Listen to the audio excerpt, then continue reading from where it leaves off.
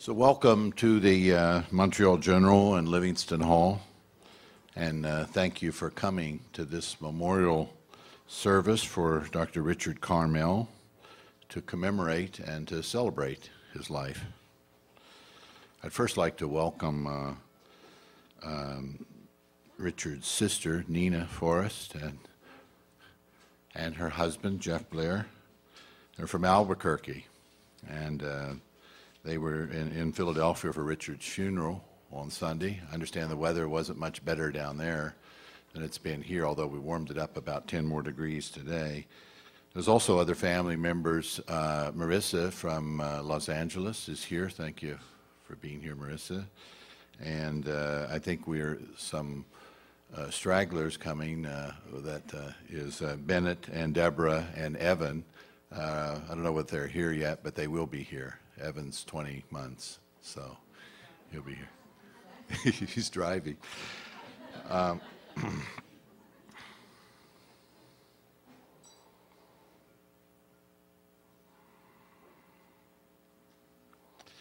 So, really, our condolences go out to the family, and we certainly appreciate your being here.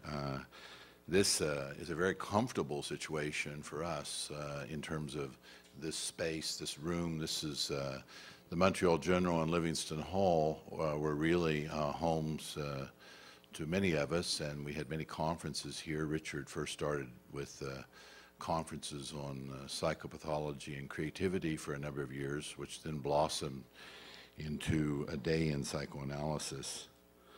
I'd like to thank really the Montreal General and the number of people that have made this possible for us to come and be together.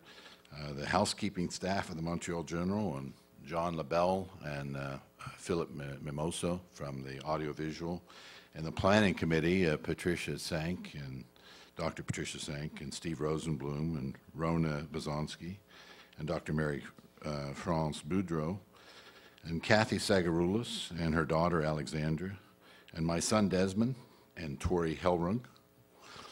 And also like to thank a few psychiatrists for supplying us with some wine afterwards. As I mentioned in our announcement, we'll have a few speakers with selections of music, and some composed by Richard, or mostly composed by Richard, I think, which Steve Rosenblum will introduce and provide you with some commentary. Alexandra,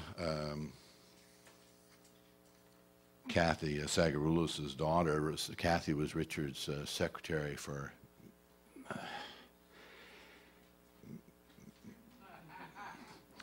many years, and she wrote a nice little piece by Glenn Gould, which I thought I would read. It's on the back of your program. If you see it, you can follow with me, but it's really a nice piece that she picked out. The justification of art is the internal combustion it ignites in the hearts of men, and not its shallow, externalized public manifestation. The purpose of art is not the release of momentary ejection of adrenaline, but is rather the gradual, lifelong construction of a state of wonder and serenity. That's Glenn Gould.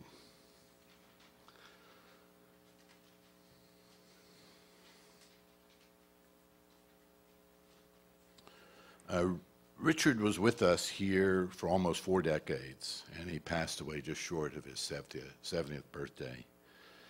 He was noted for his unique character and his finely tuned sense of humor.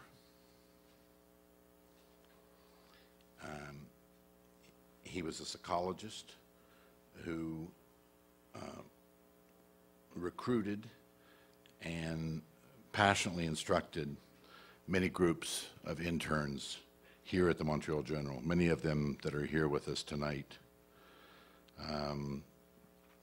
He was a specialist in teaching the nuances of personality evaluation and development, and he mentored many of these interns even post their graduations. They were recruited really from Canada, the United States, and beyond. For years, he attended a psychoanalytic meeting that Dr. Arvanatakis and I have done together, and participated in that. He was one of our chief supervisors in psychotherapy in our supervisors group. After, I said this before, several years of producing conferences on psychopathology and creativity, he then began a paired meetings with the Canadian Psychoanalytic Society, the Quebec English branch, and the Montreal General Hospital. And those conferences, we invited people from really all over the world, and some many times in the United States, or from England or from South Africa. And for those of you that would want to be interested in knowing some of the people that he invited, I'm sure some of you know, but I'd be glad to talk with you about it. Those conferences were supported by our MUHC Education Fund and Dr. Said and the Levinsky Foundation. And that was really quite another baby of Richard's that he was involved with this conference and put a lot of effort into it. In 2009, Richard won the Award of Merit in the Canadian Psychoanalytic Association, or Canadian Psychoanalytic Society, Quebec English. And he was a worthy recipient of that.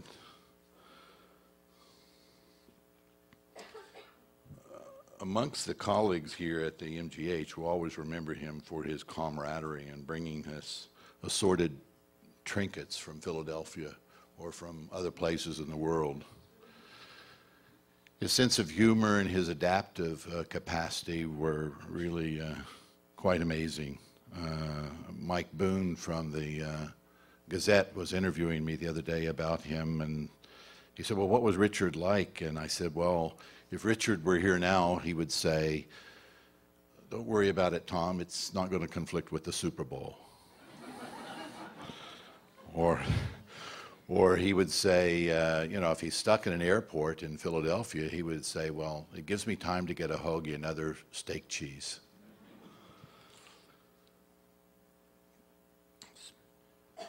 He had a great passion for sports. We all know this from the corridor banter that went on about his being a Nittany Lion, the Philadelphia Eagles fans, the Phillies, and particularly and occasionally the Flyers.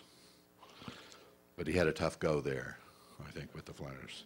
His music was played at our meetings and our parties and around the community. We thank Richard for his presence amongst us and his social vivacity, and most of all, his kindness and friendship. Adios, Richard.